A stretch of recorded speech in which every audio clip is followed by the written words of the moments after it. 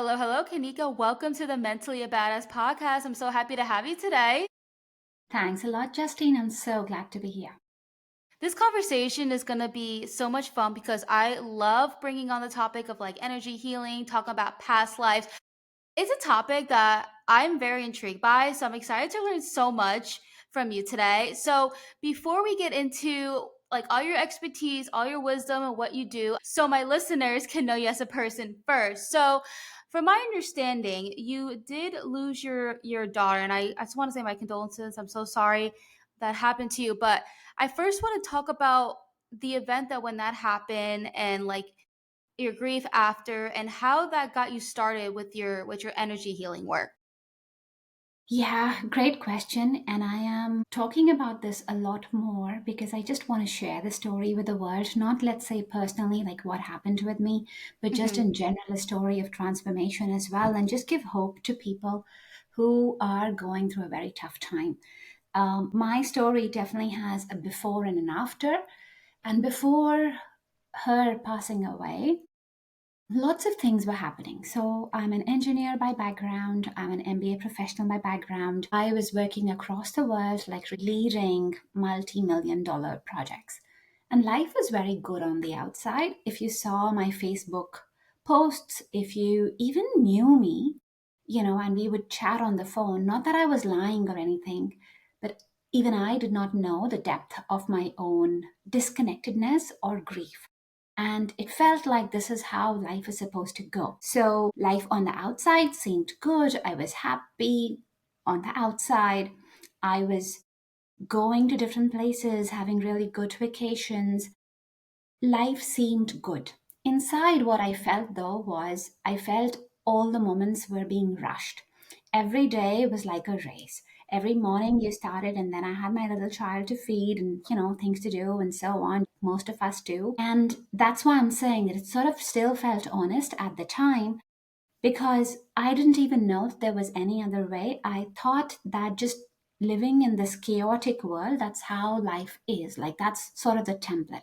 Because Hmm. everyone around me also said, yep, we're very busy and, you know, like life's going on. We don't know where time's gone.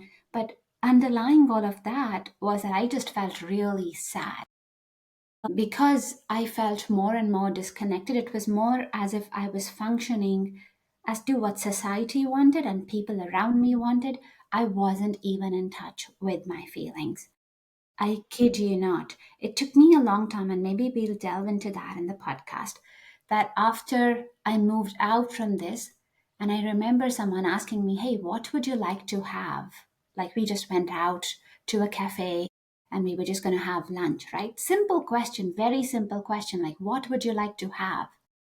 I swear I just had to think about it. Like, think about it for a good 5, 10 minutes. Like, what do I like to have? Because that's so much of the giving that I'd been doing. And not even that everyone was asking me all the time that, hey, you have to give and you have to compromise yourself, but I was just doing that. Hmm. So I felt really unhappy. And during this time, my son was about 2.5 years old, and I was trying to meditate. I was trying to find peace. Like somewhere I had this, okay, it's really bad. I would also get up during the day. Literally, I would start my day and I would cry. Hmm. So it's very pathetic way of living. I went through that once myself. Oh, and it's sad. And I say that with a lot of compassion Hmm. because life deserves to be better. And I knew something had to change, but I did not know how. So that sadly also was a time when I was pregnant with my daughter. My pregnancy with her was going on really well. Like physically, everything was good, nothing was wrong. And when she was 31 weeks, so we started preparing for her arrival. I was doing her room, her bassinet was there, her clothes was there, because she was going to be the second one. And I was going to have a child who was 3 and then her. So I knew life was going to be busy. So, I just sort of prepped everything to be the best prepared for life, what life was going to throw at me, right? Hmm. And then I woke up one day and I did not have any feelings in my tummy, like I just did not feel any movement. So I went to the doctor and I got told that she had no heartbeat. And so in a moment, just the world changed. It was just very hard. I still had to give birth to her because she was far advanced by then, but was very different than what I had anticipated. It was very shocking. My son was little at the time, like he was just shy of three, around 2.5. So it was not something you could explain to a child, not something that I wanted to put on such a young child as well. But he would just look at me crying and he would just go like, "Here, mom, here's a toy and you can play with this." And I would sort of even cry more sometimes with that Mhm. because I was mourning a child.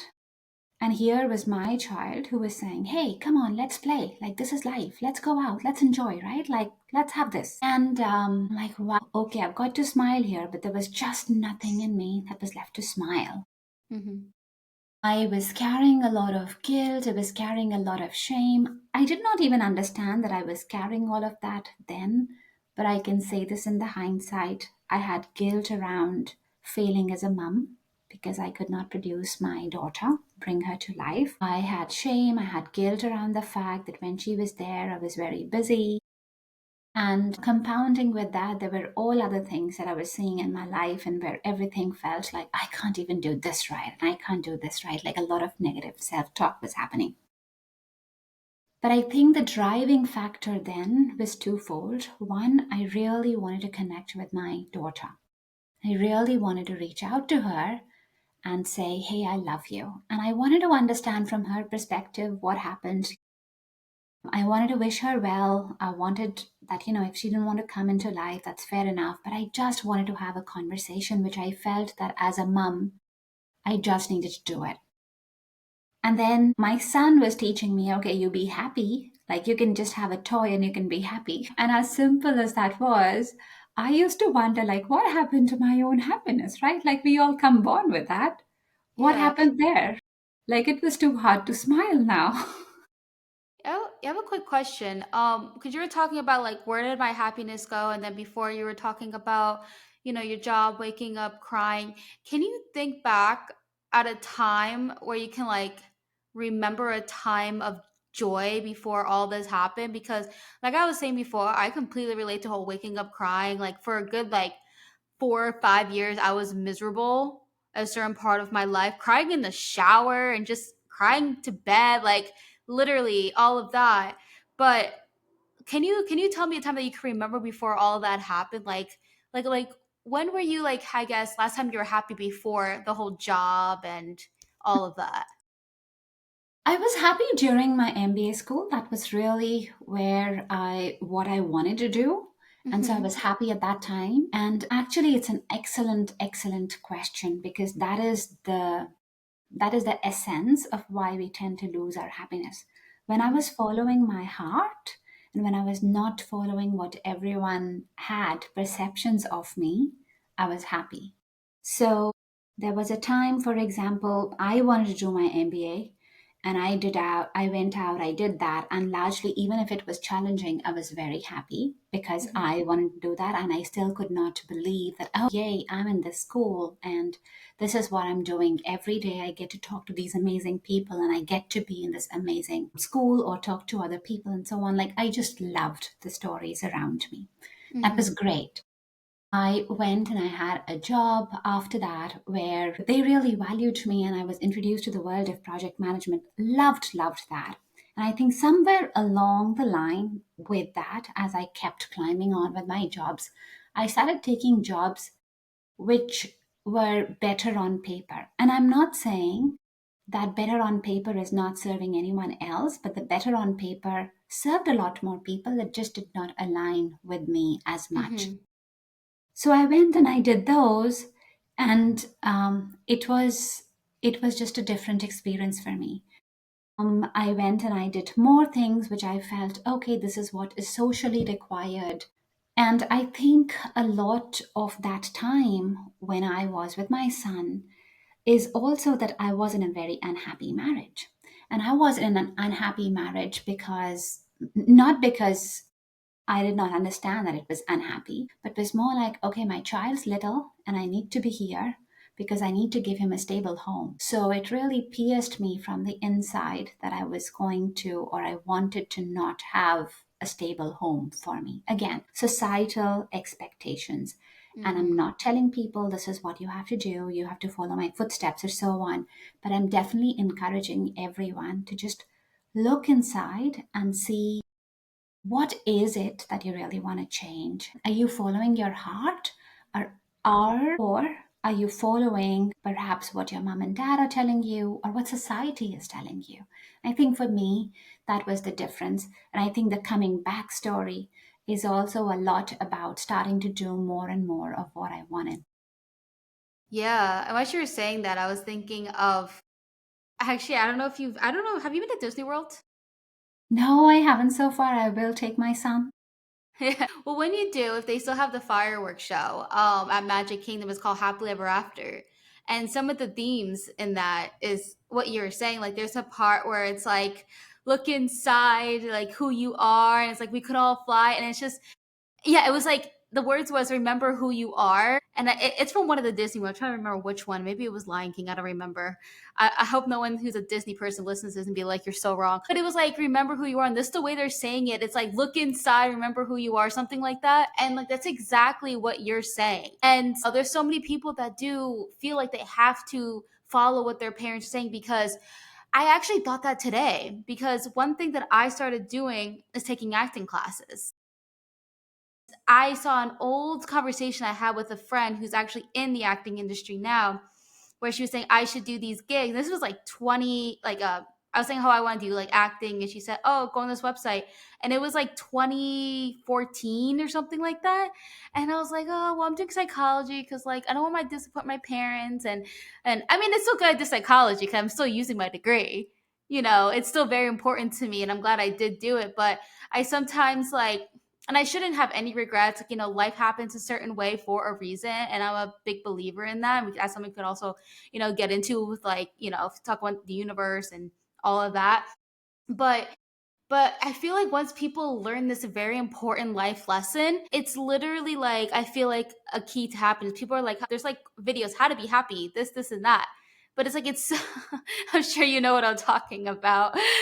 But it's like basic things. It's like go and hang out with a friend or drink some tea or whatever. Like it's just like random things like that. But it's so much deeper than that, you know, as you were saying. And I'm excited to go more deeper. So we were talking about like what shifted afterwards, Right. or what I was doing, to get my life back on track. And so with her, because I really wanted to connect with her, that's when I started dabbling into all these things like meditation and all the self-love stuff that you talked about as well. And go get out and have a massage because it seems like, okay, what do you like to do? But it is deeper. Self love is deeper. The self love is truly like just accepting you. Yes, it's doing all the fun things, it's going out, hanging out with a friend. But here's the other thing that I've seen with self love, right? Like the more we do all these outside things, we sort of tend to think about self love. We tell ourselves, yep, we're doing all the inner work because I'm looking after myself. Hmm. But true inner work is when you're actually sitting down with yourself. So I Yeah. did that, and I remember the first big breakthrough that I had. So I'd started dabbling into energy healing by then, and my biggest breakthrough was I had a meditation and I just sat down. I was looking at myself and I was forgiving myself for all the wrongs that I did. Hmm. The biggest shift ever. Like I cried and I cried. I cried for the shame, the guilt, and all the wrongs that I did with her and during the pregnancy and what I do wrong with my son and so on. Like all the stuff that we tend to hold on together. And that was the beginning. And I think it still continues. Oh, it still continued after that as well. But I'll talk about that before. Let me finish just talking about my daughter. And as I kept peeling off my layers, that's when I could connect with her. There was a time where I did another meditation and just had a chat with her, a little bit different, like obviously not face to face like that, but spirit to spirit.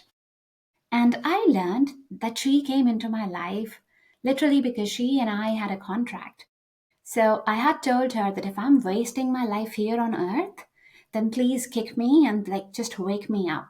So she came in to do exactly that. So, in my physical experience, it might feel like the most gruesome, most terrible thing that happened. But I'm so blessed that this happened. I'm so blessed that she came in. I'm so Mhm. blessed that she changed my life for me, because life before and after her is different. And after Mhm. her, it was very much like really going down and understanding, okay, what is it that I don't like? Why am I so unhappy? Because Mhm. what is my responsibility in this, and how do I change that? Yeah, I feel like when it comes to a huge transformation in your life, I of course, I never want anything negative to happen to anyone or anything like that. But I've noticed it's always when something like when people are at like their lowest is where they're like, I'm done. Like I'm not living like this. There's two different people in life. One is like, I'm not doing that, and I'm gonna transform my life, work on myself, help others, exactly what you're doing. Like you're dedicating your life essentially to be helping others. And so like for me too, like I've been at rock bottom the same. And there's like other people who kind of just go the other way and just unfortunately self-sabotage their life, which I feel for those people. But I first want to say that I'm very glad you took the route with transformation, and I want to hear more about. So you decided to go down that route. Um, do you s- did you leave that job that you're referring to, like that traditional job, and you do this like full time or? Now I'm doing it full time. It took me time to get there. So a lot of things happened with that as I, connected with her, and I connected more with myself. More answers around who I am started showing up. Mhm. And what I mean by that is I really started understanding my own self. Like there's lots of little stories, right? Like I went out, I hung out with a friend, and she wanted to pay for coffee. Like just Mhm. something really simple. And I am like, "Mm-mm, I'm going to pay." And funnily, that day my card did not work. I think it was just the universe's sign. Like, hey, be ready to receive. And that happened. And she paid for the coffee. And I'm like, wow, how much of I complain that, or in my head, I'm thinking that I'm not receiving help. And how Mhm. much of help am I actually rejecting? So there were just little things where I started looking at the world outside and how things were happening to me. And instead of blaming, instead of going like, or just keeping it external outside me, I started looking inside and going, what is it that I need to shift? I did Mhm. a whole year of what I call a detox. And it was the most scary one. I did a year of no. What? I don't think I'm understanding. You said white collar detox. Did I hear that correctly? I did a spiritual detox or energy detox or whatever, but did a year of no. So What's I was that? so yes, I This is was when I so learned. I was so used to doing, existing for others, like literally, every single cell, I guess, was more wired towards doing everything for others. And the more Mm-hmm. I was realizing that I was not looking after myself, I'm like, okay, it started with, okay, I kept hearing the messages, say no, say no. And I was like, I can't do that. Mm-hmm. I had to be the nice person.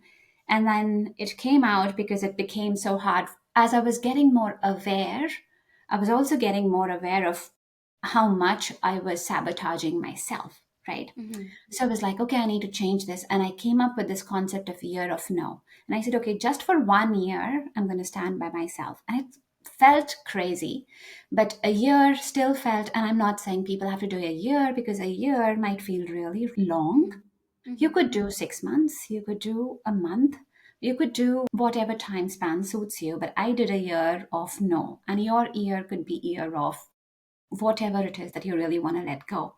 Mine was year of no, saying no to whatever I did not like literally and Mm-hmm. truly scan my system and go, do I not want to do this? Do I want to do this? And I would just say no. So if I didn't want to go to a party, if I did not want to hang out with a friend, if I did not want to know anything, I would do that. Mm-hmm. And there was a time, I started in January because January is when my birthday is. So it sort of lines up with the new year and the whole new year resolution. And by June, I remember that time, I'm like, this way, I'm not going to have anyone in my life. You're not gonna have anyone in your life. What? Yeah, I felt like I was not going to have anyone in my life because by June, I started saying so much of no's and no's and no's. And I was really adamant about it. Okay. Like, okay, no to this person. And I was starting to see in the relationships where I was, and it's not, I'm not saying cut off your relationships, but to me, I was starting to realize that some of the relationships, even though I felt that they were good, I was walking away from them not feeling happy. Like I would have conversations and I would not feel uplifted. I would feel drained. I would feel Mhm. somewhere as if I'd been used, I'd been, or, there was some way of, hey, you're not doing this right and you're not doing this right. And I was sort of explaining myself. So my year of no also was that I was going to just reduce that time.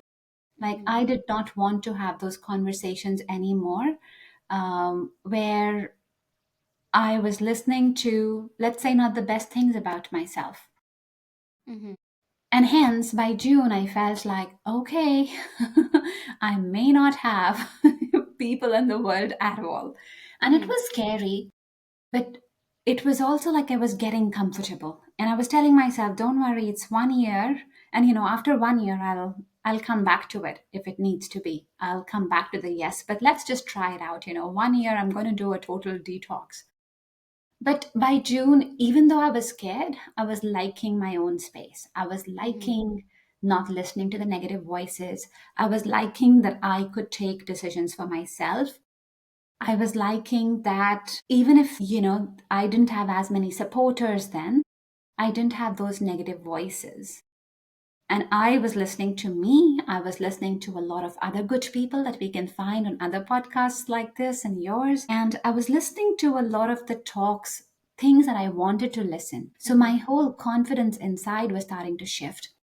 And I had put out a resolution then around this new year. I'd said, well, I have a pattern of really getting into bad relationships and Mhm. bad connections. So I want to have people around me who are just very supportive, people who are on a similar journey as well, like spiritual journey, where I can talk about all of this stuff, past life and things. Not a Yeah. lot of people talk about it every day, but I was like, this is what I want to move towards, and this is what I want to have. And kid you not, like after June, July, and so on, I don't know how people started coming into my life, but just the right sort of people. I would have them visit, I would just have them show up, I would show up in gatherings like that. I found my partner like that. And I never did a thing. Like I never went out and actually specifically did something, Mhm. but I think I created the space energetically so that they Mhm. could all come in because I cleaned out the clutter and then the good things could start flowing in. Yeah, and the great thing about detox, as you were saying, is you also learn who the people that should be in your life. Like if you're saying no, and this sounds like boundaries to me. From when you were saying that I am a recovering people pleaser, you're a recovering people pleaser. That's like what I like to say. And saying no, it's like totally okay. You're setting those boundaries, and a lot of people still don't know that. And the reason why I know that is because I have a boundaries episode out right now, and it's number one that's currently trending. So when I saw that, Wow. yeah, because I can see like the top five episodes and such, and it's been sitting there for a while. So that's where I'm just like, that a lot of people are struggling with that. And the reason is because people are scared for the people to leave, and as you were saying, like you're gonna have your no time, and you feel like you're gonna have nobody.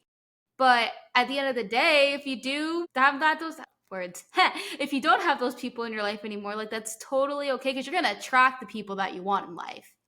And I'm a big believer of that. Like with Podmatch, the way we found each other, I had never heard of Podmatch. I just randomly just wrote something on Threads about being a guest on people's podcasts. I was trying to figure that out, and someone's like, "Join podcast."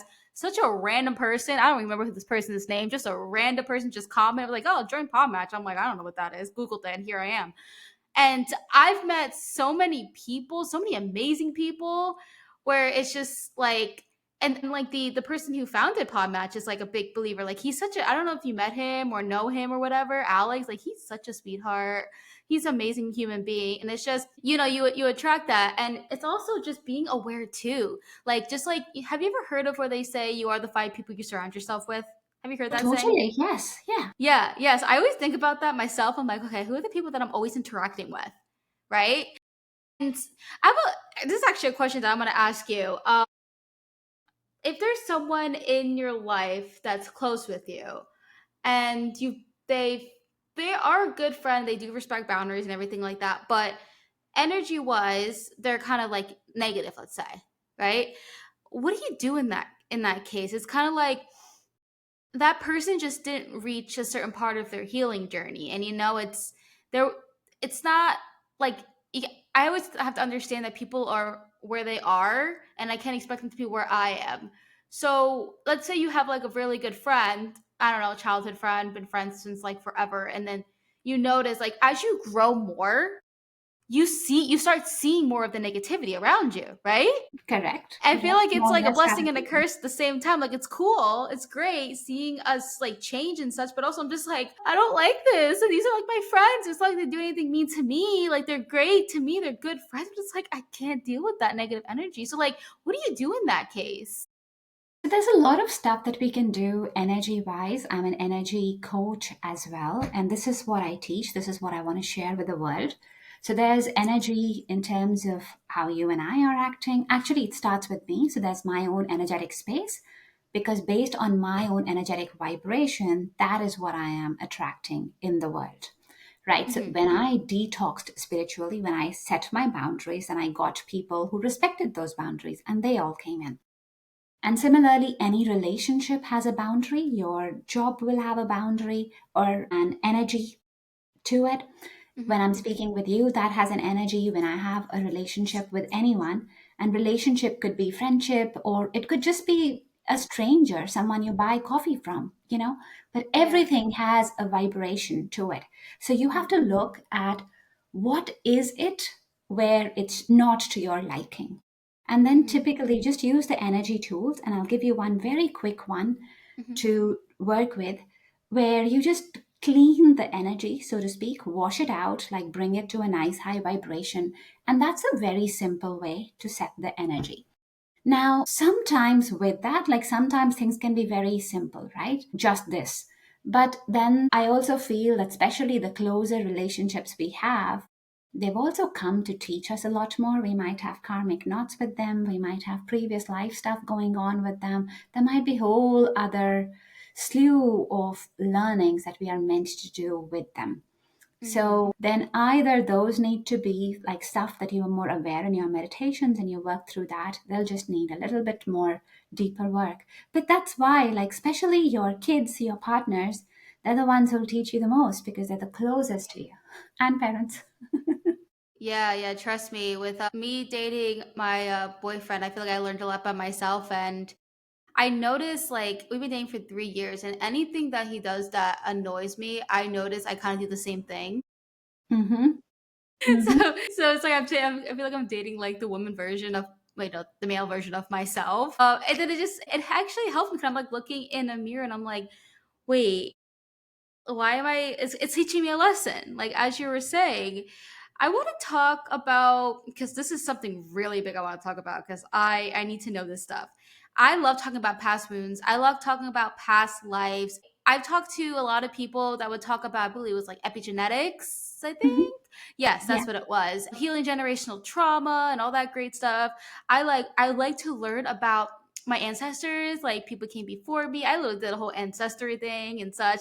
I went deep into it, like look up documents, and I found that like my great great great great grandmother apparently had like kids with the two brothers, and that was like a whole scandalous thing. And I'm like, what was going on around that time? In Ireland.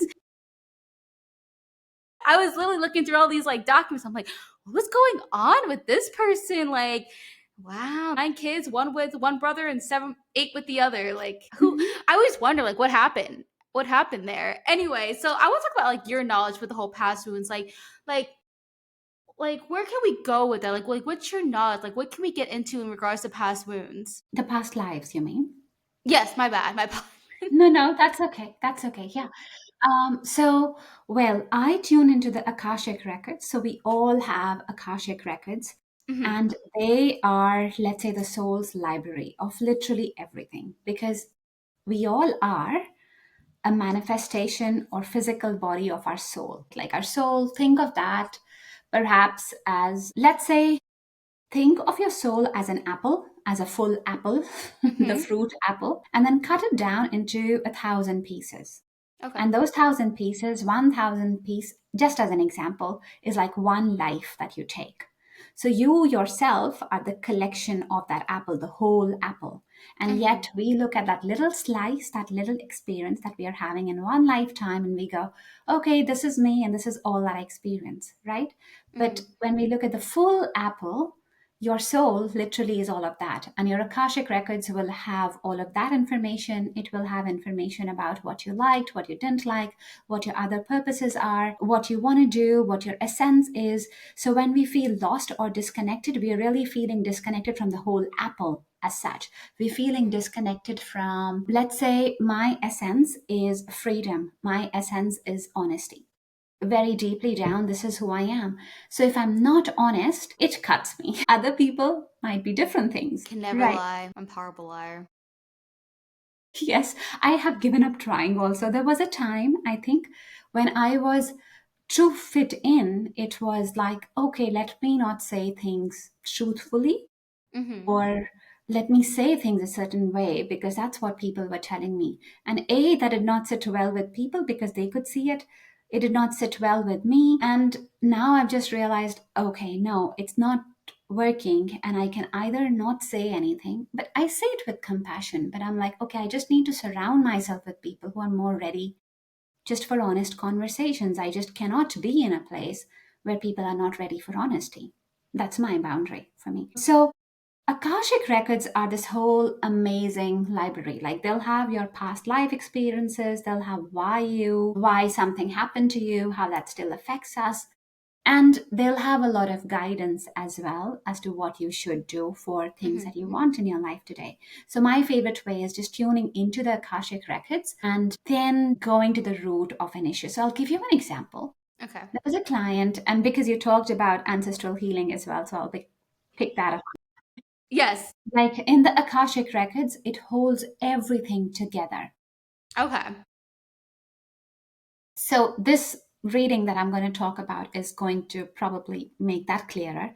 So, this client who comes up to me, and she's coming up because she has like fungal infections going down, and then she has bacterial infections. Like she gets rid of, let's say, all the feminine infections, like thrush, and then she gets like, okay, now you have a bacterial infection. Then she gets done with that, and then she gets hold of the fungal one again.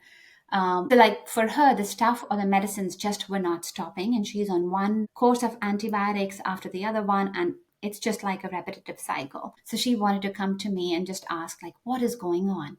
So, when I looked at her, and the first thing that her soul was showing to me was her past life. So, I just looked at that, and it was her. She was lying down. This is eight. This is that past life that we're touching.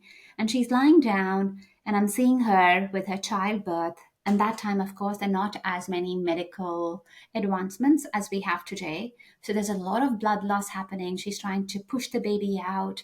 The baby is healthy. She's trying to push it out. There's just a whole lot of blood falling. And in that whole process, the baby gets pushed out, but the baby passes away and she is okay. So, and what that left her was with a whole sense of disempowerment because the baby was perfectly healthy, but she just felt so much at the hands of the people who were looking after her and what they could do and what they could not do. And it was the whole cycle repeating for herself now as well. Because now she had done some of the energy healing techniques, she was a little bit more empowered. So life will always give you whatever you're supposed to do. Mhm. It starts out with a smaller sign, right? Like when we feel something's going bad. It starts out something small. Don't listen to it. It gets a little bit bigger and bigger and bigger till the time you really will either pay attention, like you said, Justine, or people go down. And so this was her more subtle sign that this is why this is happening.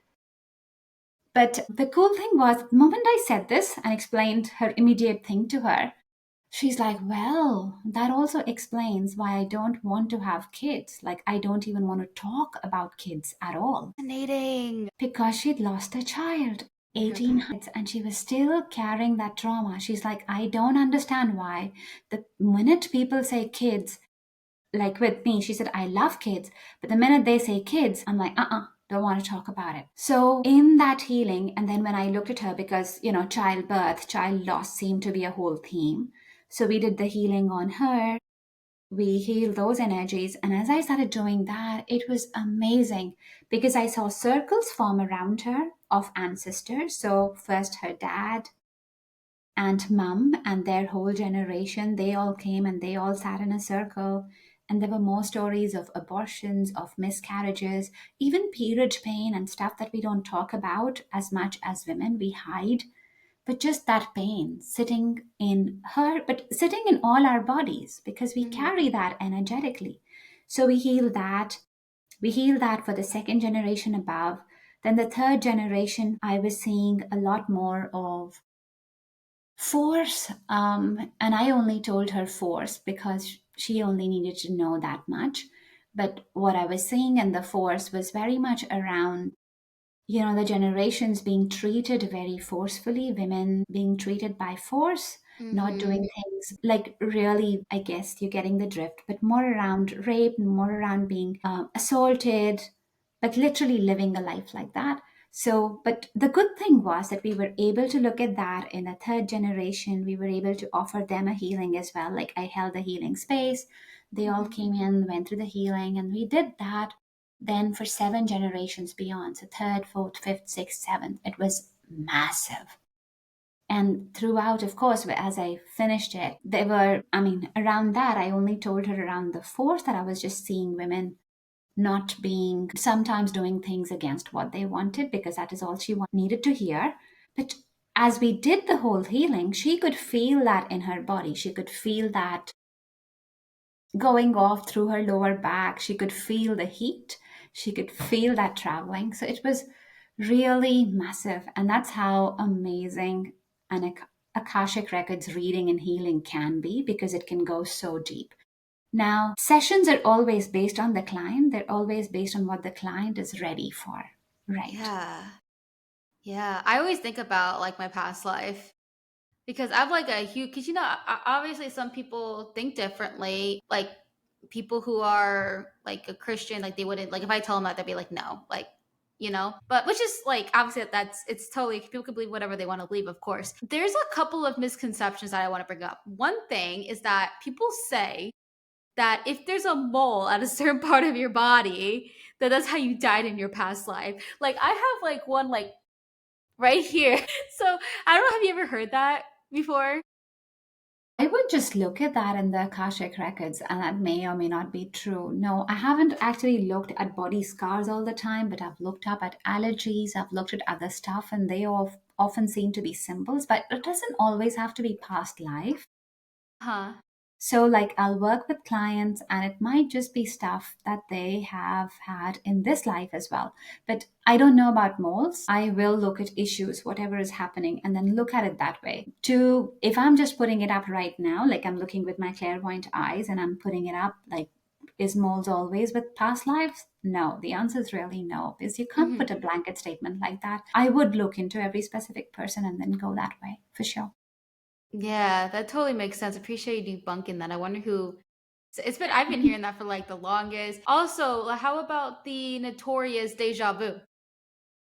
Deja vu would happen. I know people who've had deja vus, and I've been close to deja vus in a very, very different sense. Deja vus would be when you've shared a past life with Hmm. someone. So I know people who like sort of have this moment and then they're together and then they see something, or someone's just walked into, let's say, a city and you just suddenly remember, like, this is what happened. Like, suddenly something, like the past, it's an overlay of Google Maps, and one is very, very old when you were there, and then there's one which is a new one, and that is all sort of there. But it's good to then also see that and then come back to this lifetime because you don't want to live in the past lifetime Yeah. in this body, right? But it's Yeah. good. It is true. It's true that that can happen. It's true that that's how you can recognize people or experiences or places where you've been. That's definitely happened. That for me is definitely true. I know people who've had that. I actually know, like, one teacher of mine, he also talks about how four people on a dinner table, they were all just cheering, cheers with a glass of wine. And then they had a moment, they're all spiritual. So they all had a moment where, like, okay, this is what we've done before, and we've done that in a previous lifetime. And they all had that together. That is so cool. So I didn't even think about like the other person having that same deja vu. So now I'm gonna keep that noted. That if I'm having a deja vu and they're having a deja vu, I'm gonna look at them and be like, okay, what were we doing in our past life together? Like, were we friends? Were we lovers? Were we brother and sister? You know what I mean? It just kind of, it's just so interesting. It is like I have looked, for example, at my relationships and especially relationships like your families and so on, and people that you really get connected with very closely. All my relationships, I've had multiple relationships with them over the years. My son, I've served him. He was a king once, and I have served him. I've known my daughter for a long time. I've looked at my partner. I've had multiple lifetimes with my parents as well. I would say that all the people who are close to you, chances 90% or more are that you would have had a previous lifetime with them. Like it's very rare that they would just be very new and walking in because it's such, in that close relationship, you're going to learn a lot of things together. You're going to grow, evolve a lot. Do you want to hear something crazy? You want to hear how I met my boyfriend? It was like the craziest thing too. Like super rare. Like this doesn't happen like on an everyday. I in 2019 I went to VidCon in California and he did too. I was Mhm. doing YouTube and everything, and one moment I was hungry, so I went to the food truck naturally. I was eating, and then him and his friend was looking for a place to sit. Like my table was like the only spot that had like availability, so I was like, I'm not gonna be like, no, get away from me. You know what I mean? So yeah, he sat down and just naturally talked for like 5 minutes while we eat, and then we exchanged like Instagram handles because that's just what we do at those events. And then like over time, we didn't really talk until like a year later. We would just follow each other. He would like respond back to one of my Instagram stories. It would just be kind of like just back and forth, like nothing big. And then we were raising money for. Oh, sorry. I was doing. Let me go back here. I was working with One Hope Wine, which is like they raise money. You can raise money, and there's like wine too. So I had him do an event with me because we one thing that we connected on was mental health and how important mental health is to him. I'm like, oh, so this is like our conversation together. So I was like, hey, like, do you wanna like help me with this fundraiser to raise money for to write love in her arms? And then yes, we did that. So naturally, we brought our relationship to Facebook and you talk more on Facebook. And then we did that, he was like, he told me he liked me. And then to be honest, at that time, I didn't like him like that because I'm just like, oh, I'm flattered. It was kind of like one of those moments where I'm like, yeah, it's okay. Like, I'm flattered. But because I didn't really know him that well. And I don't know, I guess like yeah. And so, and also he like he lived in Washington State and I'm in Yeah, so far Florida. away. So it's just like, I even said to him, I'm like, okay, well, this is how this is going to work. Like, you're on the other side of the country. Like, this is not like, this doesn't make any sense. Right. And then he's like, okay, yeah, like total. Well, first I said it like him. I didn't say, oh, he had a chance. But I know it sounds really mean. But he was like, okay, I respect that. I just want to stay friends. And I was like, yeah, absolutely. So we were friends for about a year, and he would just like naturally be like, "Oh, hey, how's your day?" Like, we would just be friends and have conversation. And then like as time went on, for about a year, I started liking him, and this was a time where I was able to leave my 9 to 5 and be self-employed. So I was doing social media management, so I can work from my laptop anywhere I want. And so I was like, okay, well, we can try this out considering I can work from anywhere I want. So I was bi-coastal for the first year we started dating, and he moved to Florida. We're 3 years. So what are the odds of like me being hungry that one time in VidCon? It is so cool. It is so cool. But it's also great that you share that story because a lot of times we think that we have to do something for something to happen. And Uh-huh. often it's your desire that picks it out. And then it's your vibration. Where are you at? Because the universe always wants to give you something that you are ready for. It's always trying to bring that to you, but you need to be ready to receive it. So great and good work as well because you are there. Okay, I need to like have my boundaries, I need to have my space, this is how it needs to work out. And that's absolutely ideal of how to do things. It's pretty similar actually, or similar and different to how I met my partner as well. But I think you just need to be on the right vibrational frequency. So really thanks for sharing that story. Yeah, of course. I share the story a lot actually, just because it's so crazy how like things happen because I'm a big believer of I don't go out like when I'm single. I don't go I'm not single. Hopefully, I'm not single anymore. But when I was, I don't like go out and be like, huh, let me go to a bar and find a guy. Like, I was never that girl. Mm-hmm. Like, I mean, I was more of a hopeless romantic when I was a teenager, and that's like a whole different Justine. That's Justine 1.0. But I'm just not that kind of person. I just feel like if it's meant to be, it's meant to be. Like, I always have mostly, like, majority of the time, just them come to me. I don't go. I'm not like one of those girls where it's like, okay, I'm gonna get ready, we're gonna go out, and my mission is to find a guy. So like, that's not what I would do, because if you try to force it, it doesn't happen, right? Totally, totally. You just have to be in that space. And that's also the divine feminine energy of attraction as well. Like you stay in place. So when I wanted to manifest, I actually wasn't even doing it from the point of manifesting a partner. But, my year of no, one of the things was I realized for me that I was just having toxic relationships. Mm-hmm. Relationships would mean like romantic relationships, and even with friends I felt that I just wasn't getting the right balance, which is what started the year of no. And I'm like, okay, I need to detox and I need to learn my boundaries. Mm-hmm. And I met my partner similar way. I met him at a fire drill. Like, I worked for a company. I did not even Mm-hmm. go to that. So because I worked fly in, fly out, so I would actually go fly to a mine and come back. I wasn't even going to the head office. And he and I worked on different floors. That office has like 5,000 people, so there's no chance of meeting him. And there was one day when I was supposed to go to work, and I was meeting someone in the office before that. But just when the fire alarm went on, I'm like, hey, okay, I just need to pee because it's going to take a long time going down from 37 floors. Like, Yeah. I'll just do that quickly and then go down. And so he and I separated. And that's why. And now I'm new, like in this company or in this, because I never go to that office anyway. So I just went down, followed everything. And then there's a person holding 31 sign, and that's my floor was 34. So I said, okay, well, I can't see 34, but maybe I'll just go chat with him and Mm-hmm. then go up to my floor. And that's who my partner is. So that's how we met. It's because like the fire alarm, and mostly because you had to use the bathroom, right? Totally. But Like, that the was like odds the of, initial thing that got you moving, right? yeah, but the odds of even me going to office on that day, because I really don't go to office, I would work on the mine. So that's where I would go. I don't really go to that office anyway. And so I went to the office, then I had a meeting, then I had to go to the toilet. So I had to be separated from my own team.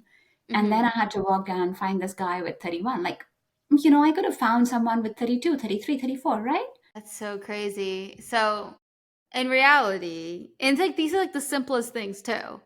If you didn't do that, it wouldn't change your life. Like, one thing that also changed my life completely, like when it comes to moving, like I'm from New Jersey, I moved to Florida, was I was in school. I applied for the Disney college program just out of the blue. Like, I saw a friend doing it. I'm like, oh, that looks like so much fun.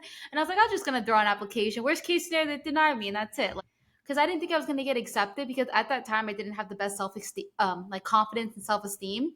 So I just threw it in. I'm like, this is a big company, like they're not gonna care about me. So I put in the application. I went to sleep like a college student. Like, I took a nap naturally in the middle of the day. And then I woke up, looked at my email, and it was like, oh, we're gonna push you to the next like web-based interview. So the next thing is like, you go online, you just whatever, and you answer it a certain way, and they can tell if you're like lying. It's pretty much a test to see if you're like an honest person, depending how you answer. So I did that, and then from there, it'll tell you if you go to the phone interview. That's the last interview. And I was like, oh my god, how did I get this far? Like, even if I don't get it, like, that's still so cool that I got this far. And so I was like, okay, well, I need to go home for the weekend, because my roommates were one of those kind of crazy roommates, and they'll come in screaming and doing things like, college. And so I was like, Mom, Dad, you're gonna get out of the house between 1 and 2, because I got an interview. And a week later, I was in Walgreens, I remember. And I look at my phone, I didn't even open the email yet. I just saw congratulations. So that's all I needed, obviously. Unless it said congratulations, we don't like you or something like that. And I was like, I was flipping out in Walgreens. I was like, I was quiet. I was like, I didn't want to like scream. People are gonna think I'm like schizo and like put me in a mental hospital. But I was like, oh my god, like I was in shock. I was like, it's like, call my mom, but she didn't answer. I called my dad, and I was like, Dad, guess what? He's like, what? I'm like, I got accepted to Disney college program. He's like, really? You did? Like, he was in shock. I'm like, gee, thanks, Dad. I was like, thank you for believing in me. I appreciate you. And then I had to make a decision. It's like, okay, well, am I going to do this? Because I truly did not think I was going to get it. Like, I had no plan of me actually, like, in my life plan. And I was like, I can't turn down an opportunity like this, right? And so I was like thinking about it. I went to my counselor, like the advisor, and I was like, I want to graduate on time. And she was like, oh my God, I love Disney. She was a huge Disney, one of those Disney adults. And so she told me how to, graduate on time. I had to take some classes here and there. So I did it, and I love the program so much. That was a time when I was at my happiest. Remember you were saying about your MBA? The college program was when I was at my happiest. Like, it was beautiful. And I wanted to stay, but I had one more semester, and I was like, I'm not going to drop out of college. I went back to New Jersey, was miserable naturally. And then I came back to work for Disney, and I've been in Florida ever since. I don't work for Disney anymore, but for me, applying, just random thought, like, oh, let me just throw in an application. Why not? I'm living in Florida. I'm still am since 2017. Isn't that insane? It is also how you're applying. It's also your enthusiasm with it, which is what picks it up, right? Like it is the energy when you're creating, when you're doing something, and you'll notice this with your podcast as well and all the other creations that you do, that when you create with a really amazing space, either it's curiosity, even if you don't know, it's just like, okay, let's just try it out. Kind of like little kids, they'll just try it out, like they don't know how to walk, but they'll just walking and walking, and they're not telling themselves that, hey, you've fallen down 10 times and you cannot walk anymore. They're not doing that talk to themselves. They'll just get up, they'll walk again, they'll see another toy, all they're seeing is the toy or the person or whatever that they want to hold on, and they just do that. But it's that curiosity. Just have the curiosity, it does wonders. It's how Right. you create. It's the energy that you are bringing in with that start. It's that energy. So no wonder good things had to flow to you. Like a lot of things that we do, we put so much pressure. So we Hmm. get so serious and we go like, oh, I really want it. I really want it. Like I have clients who'll come to me and go like, well, I really want someone to come to me or date me or so on. But it's like when you just want something so much, when you want to hold it so much, when you hold it tight, like you hold it with pressure, you've Right. got to make it easy for that to come. It's almost like, I always tell them, if you keep thinking like, this is what I want, this is what I want, this is what I want, it's like, assuming we were both single, and then there's a guy who just keeps showing up, and all the time he's like, hey, I really want you, and I really want you, and I want you now, and I want you now, and I want you now. It's like Huh? stalking. We'll be like, sorry, just not cool, right? But what Huh? do we do with the universe? We go like, hey, I want this, and I want this, and I want this, and I want this. And then we say, the universe is not replying. I am so intrigued right now. Like, me talking to you, I'm like evaluating my whole life. Like, truly, honestly, I think of, because right now I'm in a new phase of my life with something that I really want. I mentioned, at least I think, yeah, I'm pretty sure I did in the beginning. Hopefully it was you. About how I started taking acting classes, right? It was you. Yes, you Okay. did. My brain is just like, I have a lot It's of okay. conversations. Sometimes I bring up the same thing. That's like my new, like, I'm curious, like, should I do it? Right. And it was just something that I felt inside me that I've been wanting to do for so long. And I'm like, you know what? I'm just going to do it and see what happens. At first, I was like, okay, well, how much is it gonna be? Because you gotta think. I thought financially in my head naturally, because that's just what we go through. But I'm like, you know what? I think in my head, I'm like, you know what? I have savings. I believe in myself, right? And I was like, I'm gonna go for it.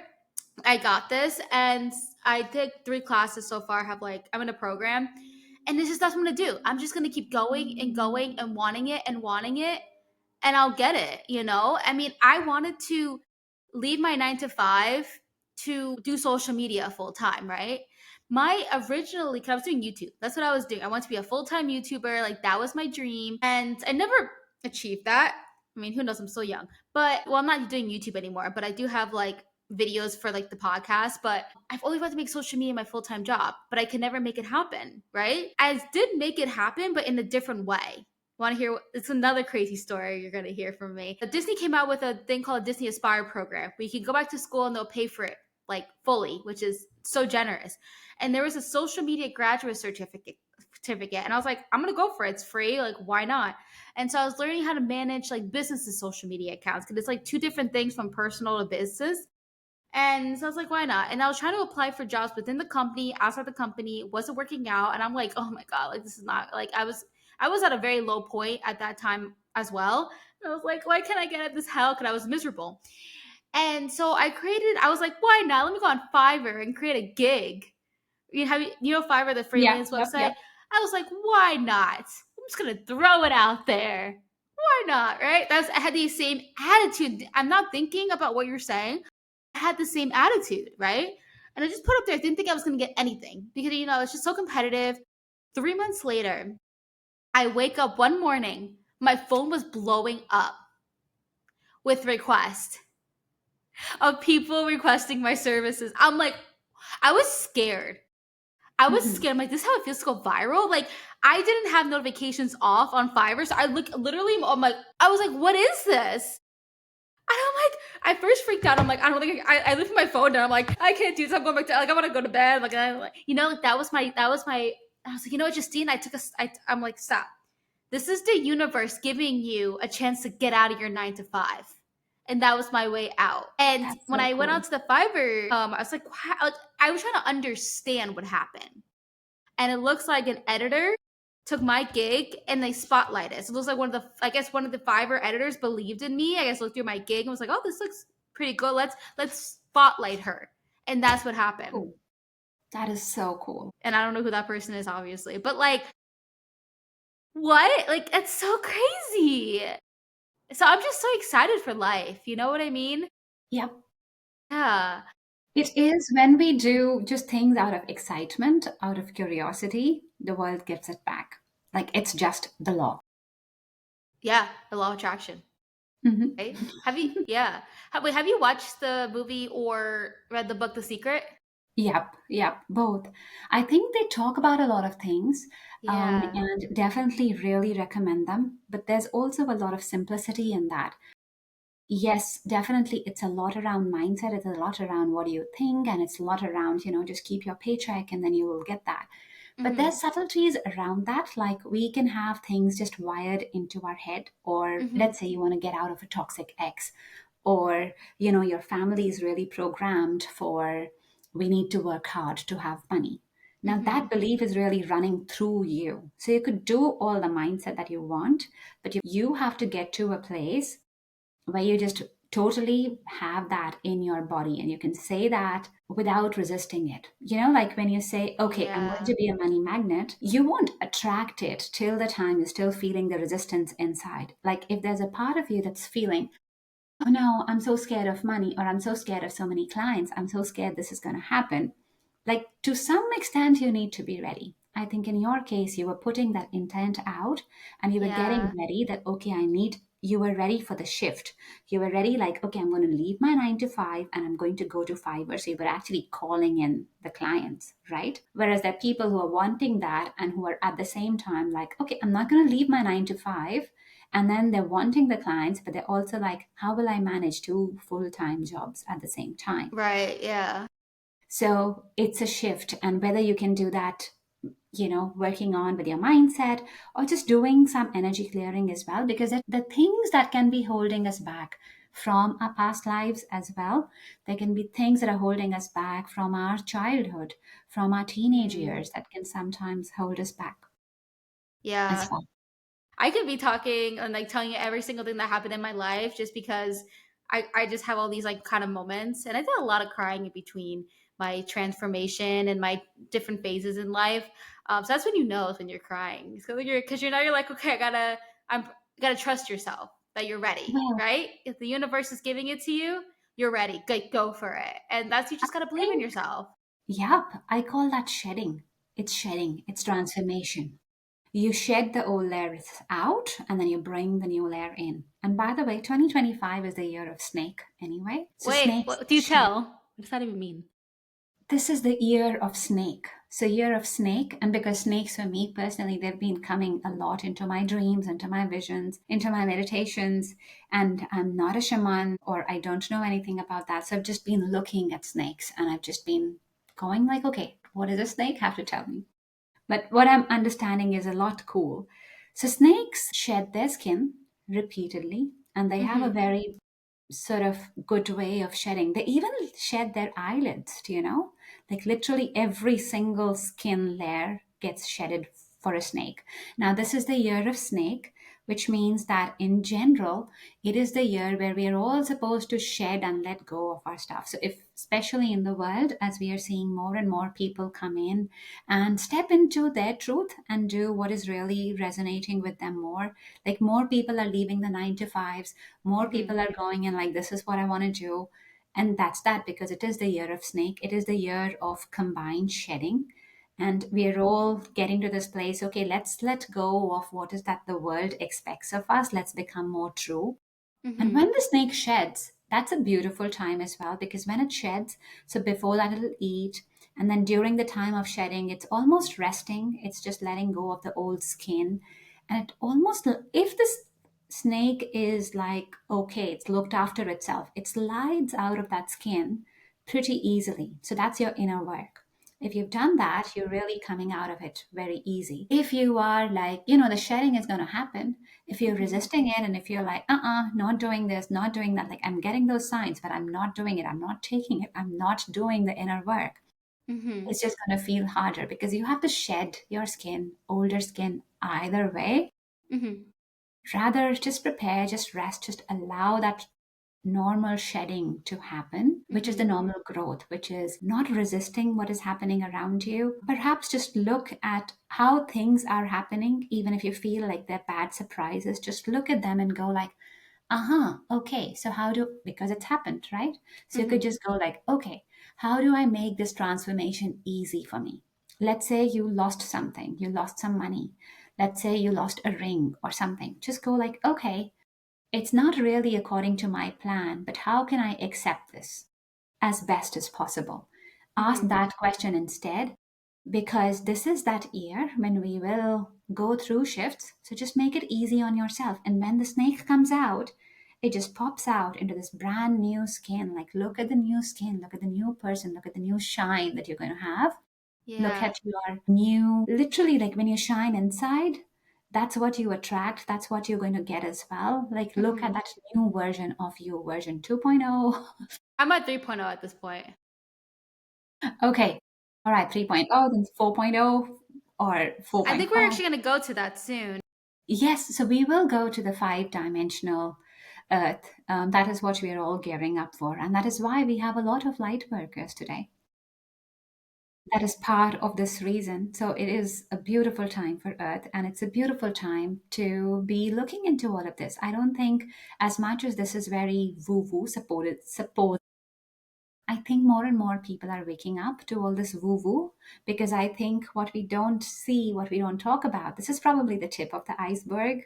And we Mhm. go like, hey, but I think we look at life, we look at the 1000 slice of the apple and we just Mhm. evaluate that, whereas it's so much more to the whole apple than just that little slice. Yeah. Honestly, do you have a podcast? Or you should, if you don't, you should make one. Do you have I have a podcast a and I was podcast? Okay. thinking that I should invite you as a guest as well, because that would be amazing. Oh, it'd be I've so much got two fun. podcasts. So I've got an Art of Life podcast where I talk to a lot of guests like you and just transformational stuff in general. So I'll definitely love to have you on there. Oh, that'd be fun. Yeah, because I was like trying to think back. I'm like, I think you had one. I just couldn't remember. But yeah, Yes. I was like, now you're saying it. I'm like, okay, now that sounds familiar. But yeah, no, I would. I feel like that'd be so exciting. I feel like because I'm like, I feel like there's so much more I want to talk about with you. Thank you. Like, It always yes, happens.